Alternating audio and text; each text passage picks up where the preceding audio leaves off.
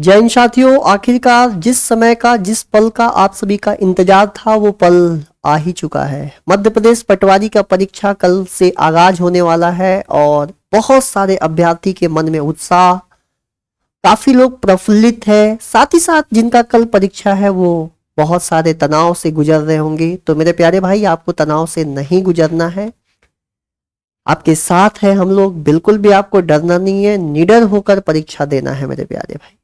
और सबसे पहले बहुत बातें करेंगे, आपकी कॉन्फिडेंस लेवल का बहुत ही पुस्ट अप कर देंगे। आप बिल्कुल भी टेंशन मत लीजिए, सारी बातें आप लोगों से चर्चा में करने वाले हैं। पहले ये देखिए कि जिस प्रकार से आप लोग का एडमिट कार्ड प्रवेश पत्र होगा, वैसे ही हमने एक अभ्यर्थी का प्रवेश पत्र आपके सामने दिखाने का प्रयास किया है। और इस प्रवेश पत्र दिखाने का बस मकसद ये है ताकि आप लोगों को कुछ कुछ बातें का जानकारी होना चाहिए, कि आपको जानकारी ये होना चाहिए कि परीक्षा हॉल में जब आप जाएं या एग्जाम सेंटर पे जाएं तो ये पता होना चाहिए कि परीक्षा की तिथि यहाँ लिखी हुई है, परीक्षा का टाइमिंग ये लिखा हुआ है, कौन से शिफ्ट में है, रिपोर्टिंग टाइम लिखा हुआ है और सेंटर का नाम यहाँ पर लिखा हुआ है। तो सबसे पहले आपका जिस शहर में एग्जाम है उस शहर में एक दिन पहले पहुंच जाएं। सेंटर पे रिपोर्टिंग टाइम से 45 मिनट 1 घंटा पहले पहुंचे। बहुत सारे अभ्यर्थी सेंटर पे रिपोर्टिंग टाइम जो दिया रहता है उसके बाद पहुंचते हैं और वो परीक्षा देने से वंचित रह जाते हैं। आप ऐसा ना करें। आपने अपनी तैयारी के लिए इतना मेहनत किया है, इतना समय इन्वेस्ट किया है, इतना कुछ सीखा, इतना कुछ पढ़ा है और उसे यूं ही व्यर्थ न जाने दें। तो आप सभी को क्या करना है, सेंटर पे रिपोर्टिंग टाइम जो हो उसके पहले, जैसे मैं एक एग्जाम्पल के तौर पे एक अभ्यर्थी का यहाँ पर रिपोर्टिंग टाइम दिया है 7 बजे सुबह से लेकर 8 बजे तक रिपोर्टिंग टाइम है। मतलब 7 बजे से आपकी एंट्री होनी शुरू हो जाएगी और 8 बजे क्लोज हो जाएगा। 8 से 9 बजे इंटरनल प्रोसेस जो भी उसके इंस्ट्रक्शंस होंगे उसको फॉलो करना है और 9 से 12 3 घंटे का आपका परीक्षा होने वाला है। 1 घंटा अगर आप सेंटर पे पहले पहुंचते हैं तो आप अपने दिमाग को, माइंड को एकाग्रचित, आराम से, टेंशन फ्री, आप कहीं पर भी आसपास के एरिया में बैठकर हेड डाउन करके रिलैक्स हो सकते हैं। बहुत सारे अभ्यर्थी एक छोटी सी मिस्टेक करते हैं, मेरा प्रयास रहेगा कि उस गलती को आप ना दोहराएं। बताने चाहता हूं कि आप जब परीक्षा के समय अन्य पुस्तक या ट्रेवलिंग करते समय पुस्तक पढ़ने का ज्यादा जोर न दें। हो सकता है कि आपको ऐसा लगेगा कि आप बहुत कुछ पढ़ रहे हैं, सीख रहे हैं, लेकिन साथ ही साथ आप बहुत अनमोल चीज खो रहे होते हैं, जो है कॉन्फिडेंस। और आप भी जानते हैं कि परीक्षा में जितना अभी तक आपने सीखा है, पढ़ा है, उसी 3 घंटे में आपकी पूरी की पूरी तस्वीर बदलने वाली है। तो आप यहाँ पर अपनी कॉन्फिडेंस को ना गिराएं कि आपने ये नहीं पढ़ा है, ये नहीं सीखा। अब बल्कि ये सोचना है कि आपने क्या सीखा है, क्या पढ़ा है और उसी बिहाफ पर आपको परीक्षा में अपने आप को रिप्रेजेंट कैसे करना है। तो ट्रैवलिंग करते समय न पढ़ें किताबों से। हाँ, अगर आपको पढ़ने का बहुत मन है तो आप कुछ बुलेट्स पॉइंट पढ़ सकते हैं, कुछ इंपॉर्टेंट फॉर्मूलाज पढ़ सकते हैं, कुछ इंपॉर्टेंट की पढ़ सकते हैं, जो हो सकता है आपके दिमाग से वो इरेज होने वाला है, निकलने वाला है। बाकी थियोरेटिकल पार्ट में कुछ इरेज होने वाले चीज पे आप नोटिफाई कर सकते हैं, अन्यथा बहुत ज्यादा पढ़ने की आवश्यकता नहीं है। और मेरा सलाह मानिए तो आप एक दिन अपने आप को किताब से बिल्कुल आइसोलेट कर दीजिए, एकदम टेंशन फ्री होके जाइए परीक्षा में। और इसके साथ साथ आपको क्या क्या चीजें लेकर आपके साथ जानी है, मैं उस चीज पे भी जरूर बल देना चाहूंगा कि आपको परीक्षा में जाते समय पेपर जब देने जाए तो आपको क्या करना है ये देखिए। आपके पास एडमिट कार्ड के साथ साथ आधार कार्ड होनी चाहिए, मास्क, फोटो, बॉटल और पेन भी दोनों ट्रांसपेरेंट होने चाहिए। ट्रांसपेरेंट बॉटल का मतलब हुआ पारदर्शी होना चाहिए, व्हाइट कलर का, एक इस पार से उस पार दिखाई देना चाहिए। कोई कलरफुल, रंगहीन आपको बॉटल नहीं ले जाना है। साथ ही साथ आपको अंगूठी, रिंग वगैरह, नेकलेस वगैरह, या बहुत सारे लोग पूरे गहने वहने लाद वाद के ले जाते हैं, तो इस तरह की आपको नहीं करना है, सब उतरवा दिया जाएगा। तो आप बिल्कुल ही फॉर्मल वे में जाएं, बहुत नाम मात्र की चीज लेके जाना है, जो कि आपको यहाँ पर दिखाने का मैं प्रयास कर रहा हूँ। जिन भाई का आधार कार्ड अगर डिजिटली लॉक है, क्योंकि कई लोग का आधार कार्ड डिजिटली लॉक होता है तो वेरिफिकेशन में, ओटीपी में बहुत सारी परेशानी का सामना करना पड़ता है। तो आप एक बार जरूर चेक कर लें कि आपका आधार कार्ड पे प्रॉपर आपके पास ओटीपी सेंड हो रहा है कि नहीं है, तो मतलब डिजिटली लॉक तो नहीं है। अब परीक्षा सेंटर पे आप समय पे पहुंच गए हैं। मैं ऐसा मान लिया हूं कि आप अपने जिस शहर में आपका एग्जाम है सिटी भी आपको पता है, सेंटर एग्जाम सेंटर भी आपको पता है, और रिपोर्टिंग टाइम से आप पहले पहुंच भी चुके हैं। तो जब आप एग्जाम्स का जो टाइम है, रिपोर्टिंग टाइम, आपको सब कुछ पता है और आप रिपोर्टिंग टाइम से भी पहले अपने आप को सेंटर पे पहुंचा दिए, तो अब आता है समय कि एग्जाम्स में फिर क्या होगा। तो मैंने एग्जाम्स की कड़ी को 3 भागों में पूरी तरह से बांट दिया है।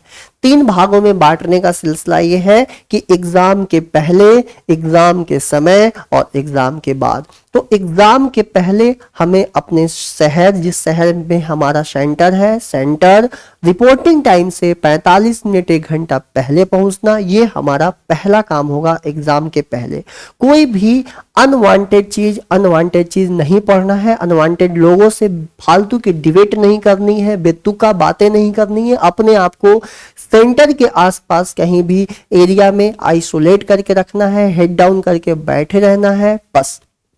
एग्जाम के समय अब क्या करना है, एग्जाम के समय आपके पास मिलेंगे 180 मिनट, 3 घंटे का समय, जिसमें रहेंगे 25 × 8 सेक्शन, 25-25 क्वेश्चन के 200 क्वेश्चन। अब ये 3 घंटे को आपको इस स्ट्रेटजी के तहत पेपर में देना है कि 2 घंटे में आपको पूरे के पूरे 200 क्वेश्चन करने हैं। 2 घंटे का टाइम लेकर आपको इस स्ट्रेटजी से पेपर देना है कि 2 घंटे में आपको 200 प्रश्न सॉल्व करने हैं।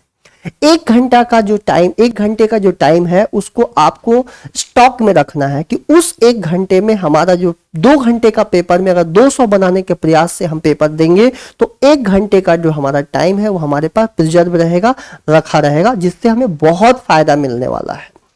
अब हम बात करते हैं कि पेपर जो हमें सॉल्व करना है उसको 3 सेगमेंट में करना है। सबसे पहला, हमें बिल्कुल वैसे क्वेश्चंस में नहीं उलझना है जो टफ है या हमें नहीं देखा हुआ है, ना हम कभी पढ़े हैं। इजी क्वेश्चंस को फर्स्ट प्रायोरिटी रखेंगे। इजी क्वेश्चंस जो एक झटके में बनने वाले क्वेश्चंस होंगे उनको हम पहली प्राथमिकता देते हुए निकल जाएंगे। फिर सेकेंड प्राथमिकता में हम मॉडरेट क्वेश्चंस रखेंगे। मॉडरेट मतलब थोड़ा सा 10, 12, 15, 20 सेकेंड, 40 सेकेंड में भी क्वेश्चंस बन रहे हैं तो ठीक है। टफ क्वेश्चंस में हम आखिरी लेयर रखेंगे उन क्वेश्चंस को, 2 क्वेश्चंस हमने कभी नहीं पढ़ा है और अगर पढ़ा भी है तो बहुत ज्यादा लेंदी है, टाइम कंज्यूमिंग है, काफी समय को बर्बाद कर रहे हैं। तो अब हमें पेपर में क्वेश्चन तो छोड़ने नहीं है, तो इन क्वेश्चंस को हम आखिरी अटेम्प्ट अपना मानेंगे। कैसे पता चलेगा कि किन क्वेश्चंस को हमें आखिरी अटेम्प्ट लेना है? पेपर में आपको रफ पेपर लेके नहीं जाना है। रफ पेपर में आप फ्रंट पेज पे जो क्वेश्चन आपको बाद में देखने हैं उन क्वेश्चंस को आप हाईलाइट या नंबरिंग कर सकते हैं। ये मेरी आदत थी और इसी आदत से मैं आपको बताना चाहूंगा कि आप अपने पेज के फ्रंट पेज पे एक पेज एकदम ऐसा रफ वर्क में एक पेज अपना रिजर्व करके रखें जिसमें आप नोटिफाई किया हुआ चीज को भी वहां पर देख सकते हैं कि कौन कौन सा चीज आपको क्वेश्चंस देखने हैं बाद में। अब हम बात करेंगे कि सब्जेक्ट्स करने के क्या स्ट्रेटजी होंगे, मतलब आपको स्ट्रेटजी बताना चाहता हूं। अब एक बात समझिएगा, ये विचार मेरे हैं, ऐसे ही हर एस्पिरेंट्स के ये विचार बदलते हैं, इसलिए यहाँ पर ये जो विचार है ये आप अपनी स्ट्रॉन्ग जोन को देखते हुए आप अपना निर्णय लें।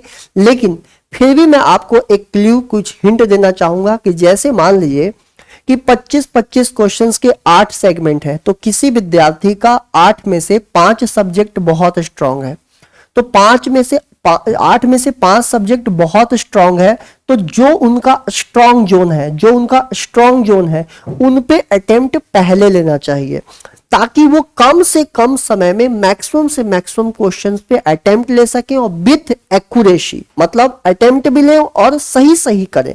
इससे उनका कॉन्फिडेंस गेन होगा और कॉन्फिडेंस गेन होगा, ज्यादा से ज्यादा क्वेश्चंस पे अटेम्प्ट लेने से कॉन्फिडेंस गेन होगा, एक्यूरेसी के साथ सही करने से। तो जो बचे हुए सेगमेंट्स हैं, जो कमजोर सब्जेक्ट हैं या जिन पे थोड़ी सी पकड़ मजबूत नहीं है एज कंपेयर टू जो स्ट्रॉन्ग जोन है, तो उन क्वेश्चंस को भी वो आसान से समझ सकते हैं क्योंकि उनके पास पर्याप्त समय रहेगा।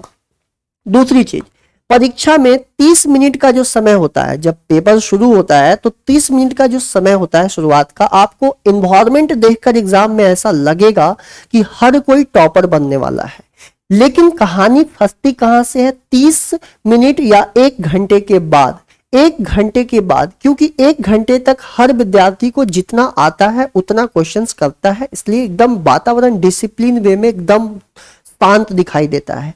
1 घंटे के बाद विद्यार्थी थोड़ी ताक झाक, तुक्का, क्वेश्चंस नहीं आते हुए ऐसी फालतू टिक करना, ये सब तरह की जो गलत कार्य है करना शुरू कर देता है। वहां से वो मार्क्स को अपना धीरे धीरे नीचे ग्राफ गिरा देता है। आपको ऐसी गलती नहीं करनी है। कैसे बचे, इन बातों को विशेष ध्यान से सुनिएगा। आपको क्या करना है, 1 घंटे तक जैसे सब कोई पेपर सॉल्व करेगा वैसे आप भी पेपर को सॉल्व कर रहे होंगे। अब आपको 1 घंटे के बाद क्या करना है, 1 घंटे के बाद आपके मन में नेगेटिव थॉट्स क्या क्या आते हैं। पापा क्या बोलेंगे, मम्मी का ये सपना था कि इस बार नौकरी पक्का चाहिए, हमने अपनी मित्र को बोल रखा था कि इस बार हमारा सिलेक्शन पक्का है, तो इस तरह के हमने अपने पड़ोसी को बोल रखा था कि पक्का हमारा सिलेक्शन होने वाला है, हम अपने लोगों को क्या जवाब देंगे, हमारा पेपर अब सही नहीं जा रहा है। तो इस तरह की जो आपके पास बहुत सारे चीजें माइंड में चलने लगेंगी 1 घंटे के बाद, तो आपको इस तरह की निगेटिव एटीट्यूड और निगेटिव जो आपके मन में थॉट्स आएंगे, इस पे काबू पाना होगा, इस पे नियंत्रण होना होगा। नियंत्रण पाने का केवल एक ही तरीका है, आप क्वेश्चंस में ही अपने आप को इतना डुबा लें, इन्वॉल्व कर लें कि आपको केवल क्वेश्चंस के बारे में ही सोचना है। तो कोई भी नेगेटिव थॉट्स आपके माइंड में हावी नहीं हो पाएगा और पूरे के पूरे 3 घंटे की जो ड्यूरेशंस है, 3 घंटे के जो ड्यूरेशंस है उसमें आप सवाल के साथ एंजॉय कर रहे होंगे। और जैसे ही आप सवाल के साथ एंजॉय कर रहे होंगे तो आप यकीन मानिए आपका परीक्षा बहुत ही अच्छा गया होगा। और परीक्षा जब आपका अच्छा गया होगा तो आप एग्जाम से एकदम, जैसे ही एग्जाम हॉल से निकले तो खुश होकर निकले, मस्त होकर निकले, आपको किसी भी प्रकार का कोई दिक्कत ना हो। और एग्जाम हॉल से निकलने के बाद इस नंबर पे आप अपने जो भी क्वेश्चंस आपके मन में टूटी फूटी याद हो, मैं ये भी नहीं बोलूंगा कि आप परीक्षा में क्वेश्चन याद करें, जो भी टूटी फूटी याद हो इस नंबर पे व्हाट्सएप अवश्य करें।